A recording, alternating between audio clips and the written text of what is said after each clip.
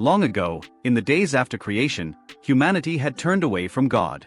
The world, once filled with beauty and harmony, had become corrupt and violent.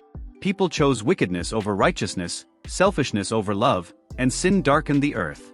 Yet, in the midst of this brokenness, one man stood out, a man named Noah. The Bible tells us that Noah was a righteous man, blameless among the people of his time, and he walked faithfully with God. God, grieved by the evil in the world, decided to cleanse the earth with a great flood. But he would not destroy everything. Out of his mercy and love, he chose Noah and his family to be spared.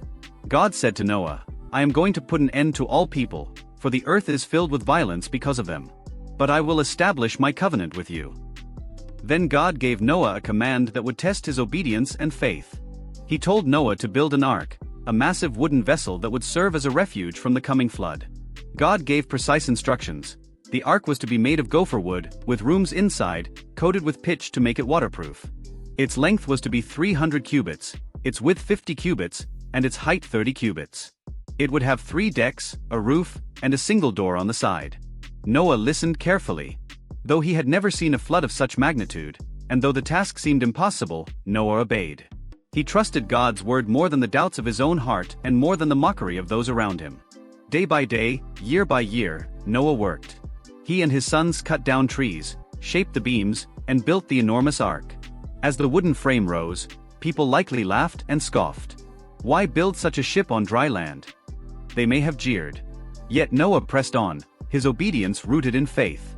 When the ark was finished, God told Noah to bring into it 2 of every kind of animal, male and female, to preserve life. He also instructed him to take 7 pairs of clean animals for sacrifices, as well as food for his family and the creatures. Imagine the sight: elephants lumbering 2 by 2, lions padding silently, birds fluttering overhead, and insects crawling in their multitudes. By God's hand they came, and Noah guided them into the ark. At last, the day of judgment came. God commanded Noah, his wife, his 3 sons, Shem, Ham, and Japheth, and their wives to enter the ark. As soon as they were inside, the Lord himself shut the door. Then the rain began. For 40 days and 40 nights, the heavens opened, and torrents of water poured down. Springs burst forth from the deep, and the waters rose higher and higher. Rivers overflowed, mountains disappeared beneath the waves, and every living thing outside the ark perished. The world that had once mocked Noah was now silent beneath the waters.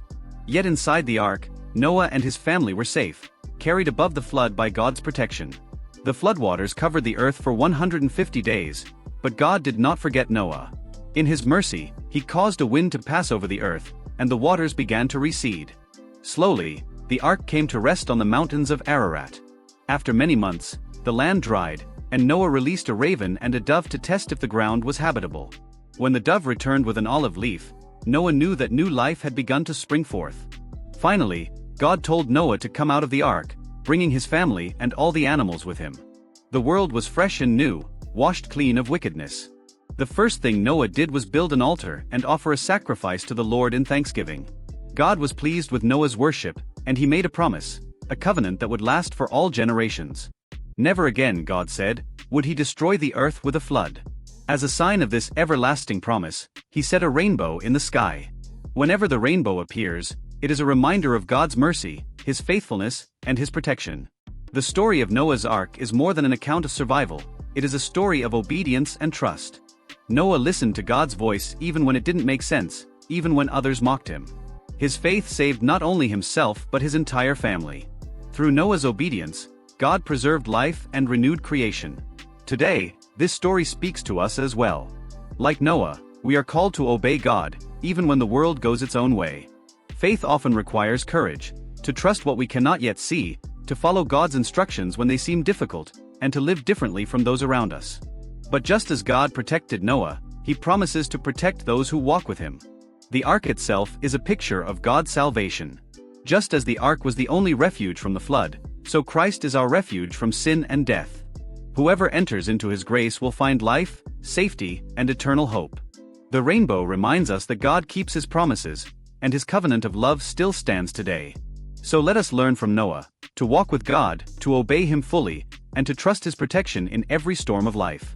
When the floods of trouble rise, we can rest secure, knowing that the God who guided Noah is the same God who holds us in his hands.